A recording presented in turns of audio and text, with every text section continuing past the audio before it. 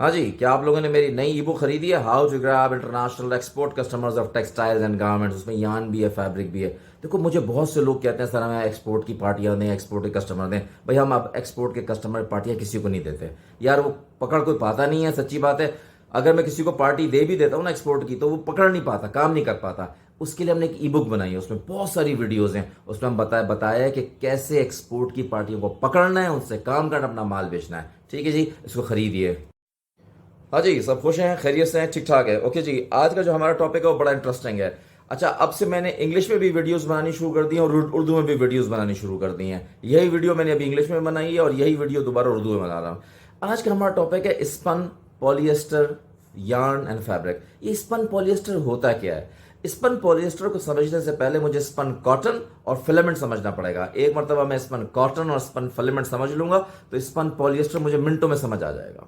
देखो, ये जो हमारे कपास का जो फूल होता है ना, ये बेसिकली फाइबर्स का एक मजमुआ होता है। इसके अंदर सारे फाइबर्स ही फाइबर्स होते हैं। तो एक प्रोसेस है जिनिंग, कार्डिंग, कोम्बिंग। खैर मैं अभी आपको उसमें लेके नहीं जा रहा, वो आप चाहें तो मेरे यूट्यूब चैनल पे जाएं तो पूरा स्पिनिंग का आपको कोर्स मिल जाएगा।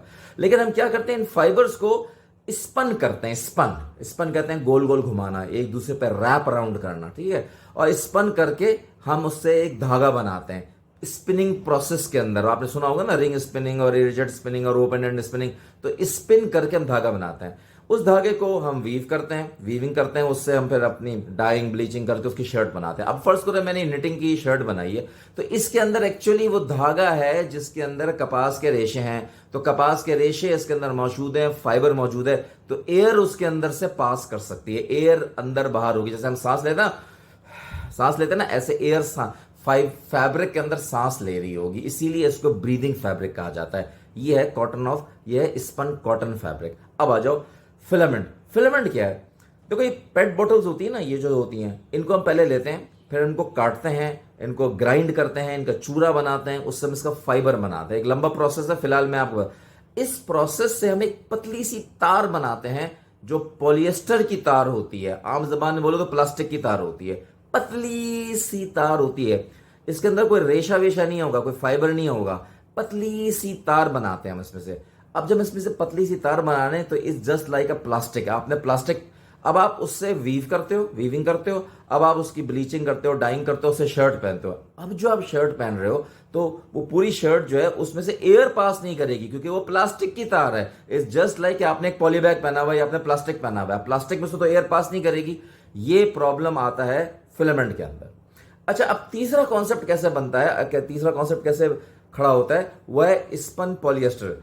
इंस्टेड के मैं प्लास्टिक की तार बनाऊं, इससे प्लास्टिक की तार बनाऊं, मैं क्या करता हूं, इसको बहुत बड़े मजे की बात बता रहा हूं। मैं क्या करता हूं, इसी फाइबर को कॉटन के फाइबर की तरह स्पन कर देता हूं। कॉटन के फाइबर की तरह इसको स्पन कर देता हूं स्पिनिंग प्रोसेस में। ज्यादातर इरिजेट स्पिनिंग के अंदर होता है। जब मैं स्पन करता हूं तो अब तार नहीं बन रही है।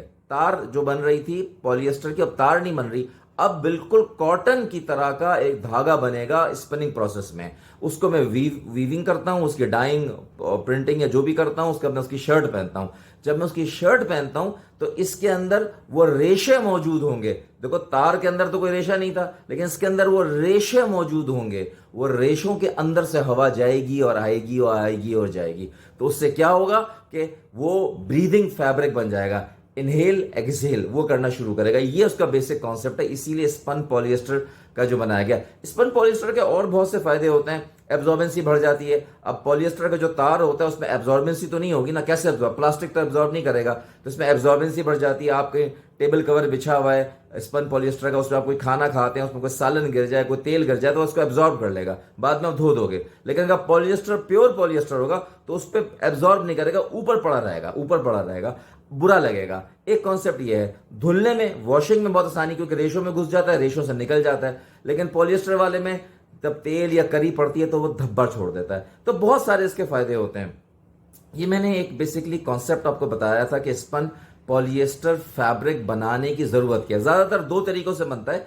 एयरजेट स्पिनिंग में बनता है, इसके लिए एक बहुत अच्छी मशीन है, इसे कहते हैं मोराटा जेट स्पिनिंग MJS, और मोराटा वोर्टेक्स स्पिनिंग MVS। इन दोनों टेक्नोलॉजी के ऊपर ये बनाया जाता है। ये सारे मैंने कोर्सेज बनाए हुए हैं, मेरे यूट्यूब चैनल पे मौजूद हैं। आप जाइए, आप जाके देखिए, आप लोगों को बहुत मजा आएगा। ओके गाइज, ये मेरा टेक्सटाइल यूट्यूब चैनल है। इसको बनाने का मकसद ही यही है कि ताकि लोगों में अवेयरनेस मौजूद हो, लोगों को बहुत